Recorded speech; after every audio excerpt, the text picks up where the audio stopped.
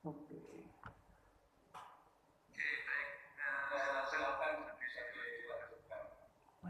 Baik, dilanjutkan. Diulangi. Dari sisi lain, tentang peningkatan ion H+ yang terus-menerus ini dikhawatirkan eh, karena secara signifikan dapat menyebabkan penurunan pH, di mana kondisi perairan akibat pertambangan menghasilkan yang namanya air asam tambang, sehingga kondisi ini yang dikhawatirkan sangat membahayakan bagi organisme air. Selanjutnya,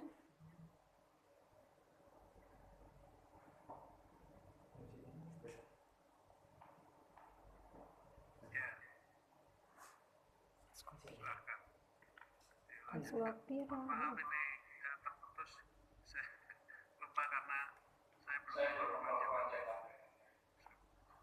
Saya. Mm-mm. Oke, baik. Selanjutnya penilaian risiko dan keberlanjutan. Polusi air. Ya. Ya, betul betul. Betul ya? Polusi air. Untuk polusi air ini, yang pertama adalah penurunan kualitas air laut.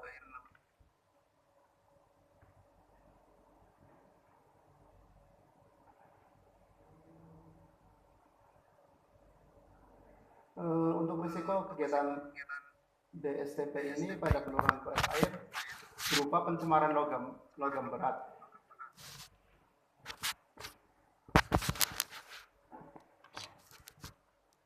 Limbah tailing mengandung berbagai logam berat seperti arsenik, merkuri, dan kadmium yang dapat larut dalam air dan menyebabkan pencemaran.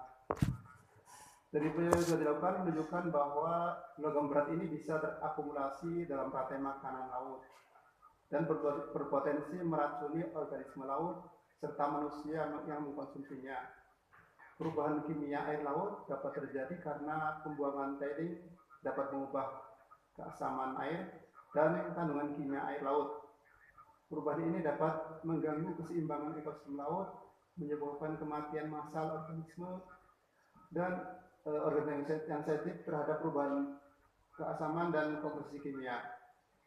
Kemudian potensi habitat, dampak dari kegiatan DSTP yang sedang berlangsung dapat bertahan bahkan setelah berakhirnya deposisi tailing, menyebabkan perubahan jangka panjang dalam struktur komunitas dan mengurangi kelimpahan sedimen infauna yang selanjutnya berkontribusi terhadap degradasi habitat. Untuk selanjutnya ada pemulihan habitat sendiri. Tentunya pemulihan habitat perlu memperhatikan sejumlah hal, mulai dari lokasi, jenis bahan tambang, legalitas, hingga informasi yang terkait dengan lahan tersebut.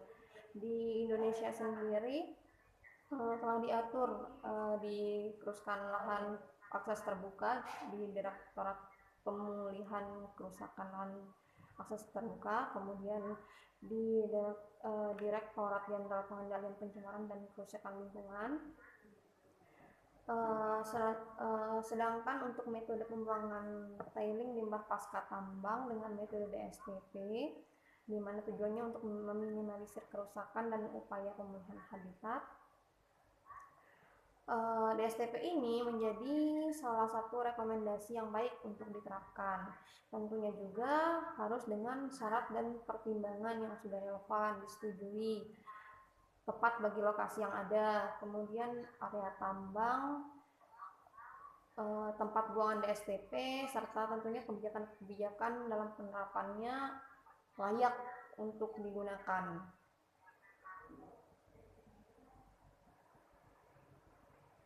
Untuk dari perusahaannya sendiri ada tanggung jawab sosial perusahaan, di mana tanggung jawab untuk dari PT Aman Mineral Nusa Tenggara harus ditunjukkan dengan adanya kepatuhan dalam pengelolaan lingkungan hidup bersama dengan pemerintah dan pengelola limbah. Yang paling penting adalah memberikan laporan pelaksanaan kegiatan pertambangan secara transparansi yang berwawasan lingkungan. Selanjutnya juga yang perlu dilakukan adalah tanggung jawab PT Aman Mineral itu sendiri harus ditunjukkan bila mana terjadi kerugian akibat pencemaran limbah, khususnya pada masyarakat yang terdampak di Pemerintahan Nusa Tenggara Barat, Kabupaten Sumbawa Barat.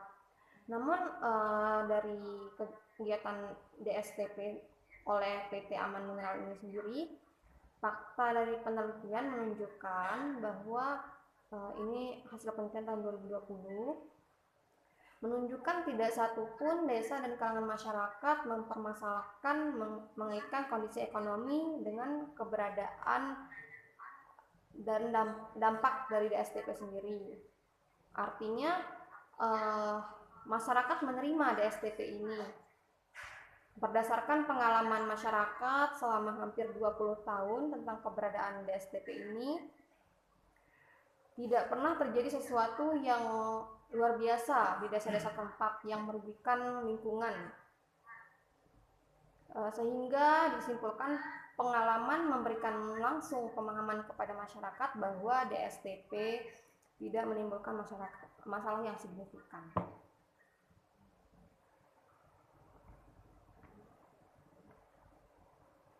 Selanjutnya